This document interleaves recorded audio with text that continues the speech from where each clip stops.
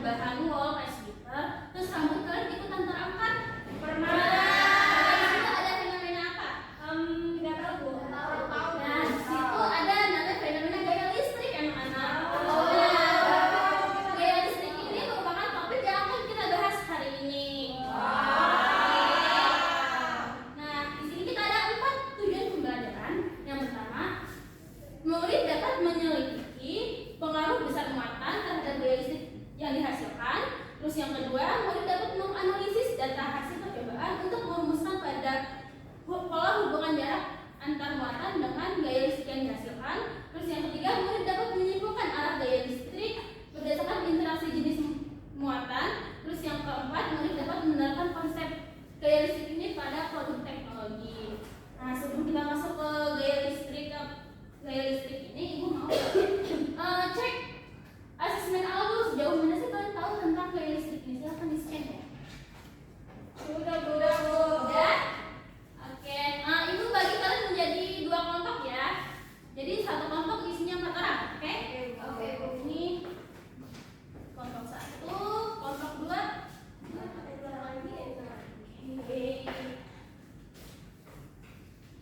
Oke, di sini Ibu ada balon. Nah, kalau Ibu di LKM itu ada orientasi. Nah, di orientasi itu kita ada demonstrasiin balon sama kertas. Perwakilan kelompok boleh bagi satu-satu. Aisyah boleh. Boleh sini Aisyah.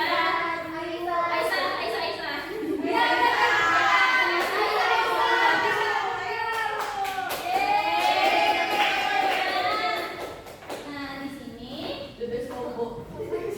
kalian gosok si balon ini,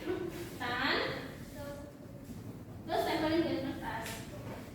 Teman-teman yang lainnya ngeliat di AKM itu ada pertanyaan di orientasi, ada pertanyaan 2 pertanyaan. Nyampe panasan tangannya. Ya. Nah, di situ ada pertanyaan pertama.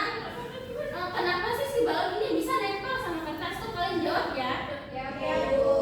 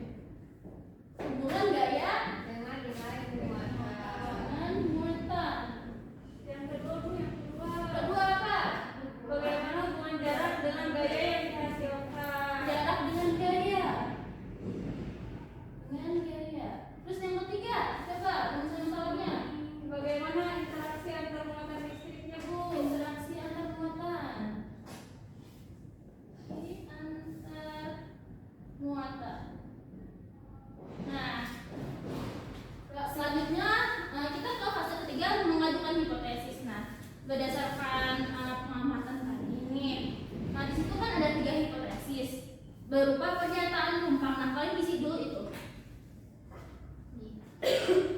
Udah belum isi? Oke, hipotesis pertama. Gimana tuh? Boleh dibacain? Semakin besar nilai muatan listrik, Maka gaya yang dihasilkan akan semakin besar. Berarti dia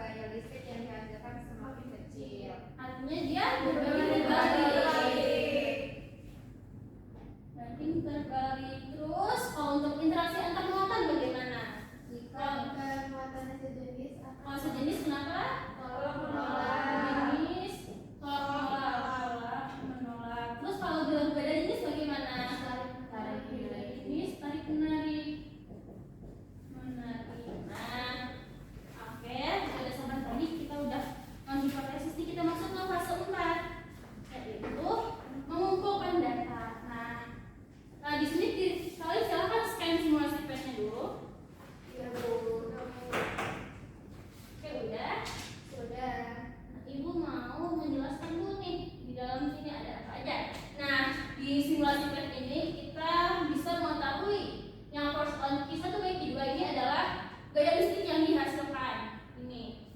Nah, untuk mengatur jarak antar muatannya kalian bisa memindahkan icon yang ini. Untuk muatannya, muatan 1 dan charge 1 ini. Terus untuk muatan kedua itu charge 2 bisa dipindah-pindahin. Ini. Nah, untuk percobaan pertama yaitu pengaruh besar muatan terhadap gaya listrik. Nah, di situ kalian diminta untuk jarak muatannya antar muatannya itu tetap yaitu 4 cm. Di sini kita ini dulu, ini 0, ini ke 4, jadi jaraknya 4 cm ya. Nah, misalkan kita masukin Q1 itu -4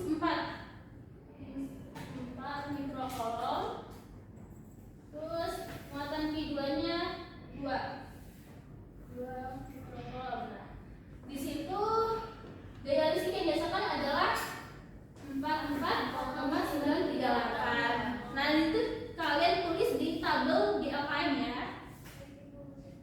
Terus selanjutnya ke data 2 dan 3 tuh kayak gitu lagi. Kalian ulangi aja. Oke? Oke. Bisa nggak? Untuk 2 bisa? Bisa. Oke. Selanjutnya kita ke percobaan kedua, pengaruh jarak antar muatan dengan terhadap gaya listriknya. Nah, di sini Q1 dan Q2 nya kita buat tetap yaitu Q1 4 coulomb, terus Q2 nya 6 coulomb. Nah, terus misal kita pertama mau jaraknya 3 cm. Nah, hasilnya itu 239,668 ya. Itu kalian tulis di tabel. Terus kalian ulangi ke langkah 2 dan 3 ya. Tuh jaraknya kalian ubah aja.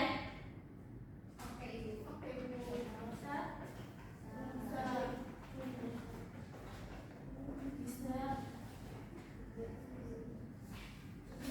Oke. Kalau udah, selanjutnya kita ke percobaan ketiga, arah gaya listrik pada interaksi muatan. Nah, di sini kita berfokus pada jenis muatannya aja. Nah, misalkan muatannya positif sama positif nih, ini muatannya kita deketin aja biar badannya kelihatan. Nah, kalau bukan muatannya positif sama positif, dia akan tarik-tarik atau tolak menolak. Tolak menolak, nah kalian centang di situ. Terus gambar arah vektor gayanya. Tuh, kayak yang di ini ya.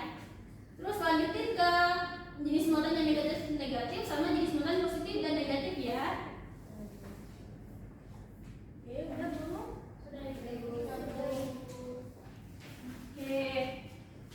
Setelah kalian melakukan pemaparan tadi, terus kalian mengumpulkan data, kalian masuk ke fase 5, menguji hipotesis. Nah, di situ kalian diskusiin data yang kalian dapatkan tadi, terus jawab. Ada 5 pertanyaan, di situ kalian jawab ya. Terus bandingin sama hipotesis awal tadi. Oke, bisa jawabnya? Bisa, Bu. Oke. Kalau udah, Ibu mau kalian menarik kesimpulan ke fase ke-6.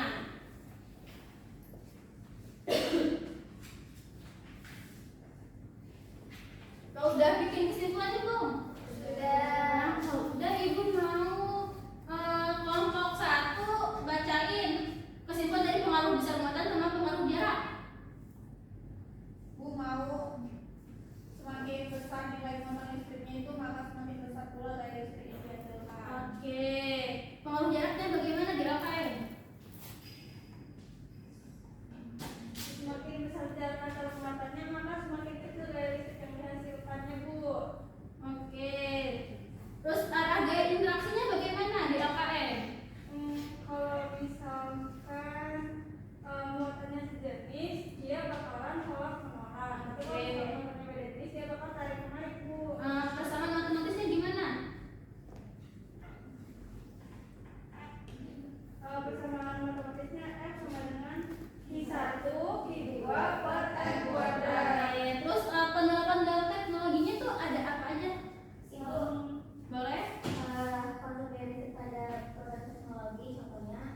handphone, printer, mesin fotokopi, dan pengecat mobil, Bu. Oke.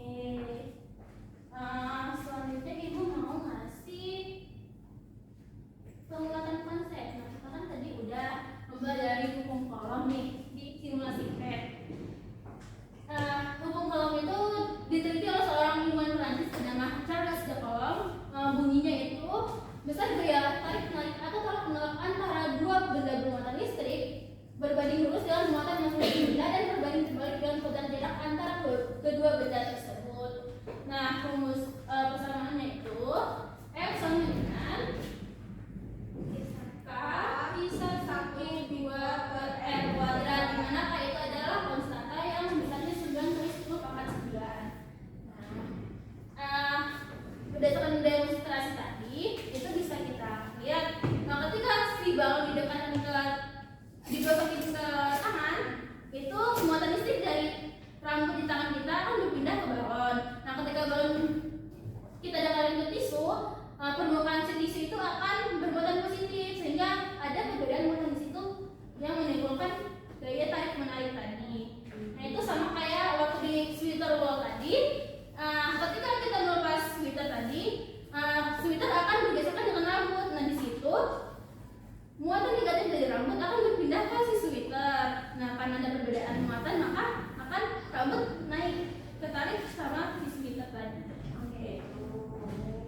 Dan penerapan gaya listrik di bahan teknologi itu contohnya ada printer, mesin fotokopi, terus ada di apa sih namanya? Tabung polusi di pabrik, terus ada pengecat mobil ekostratis, dan ada di handphone juga anak-anak. Oke, ada selanjutnya ada evaluasi akhir pembelajaran. Jadi mau kalian menjawab pertanyaan di evaluasi ini buat pelajaran kalian di materi sekarang. Silakan scan. Tadi sudah. Oke. Selanjutnya refleksi. Oke. Berdasarkan tadi kita udah ini, apa sih yang kalian pahami dari pembelajaran ini? Ya, Faktor-faktor yang mempengaruhi gaya listrik itu sendiri. oke. Terus bagian mana yang sulit kalian pahami? Ada nggak? Tidak ada. Oke. Terus apakah simulasi PET tadi membantu kalian dalam Membantu. Oke. Kalau begitu kita cukupkan pembelajaran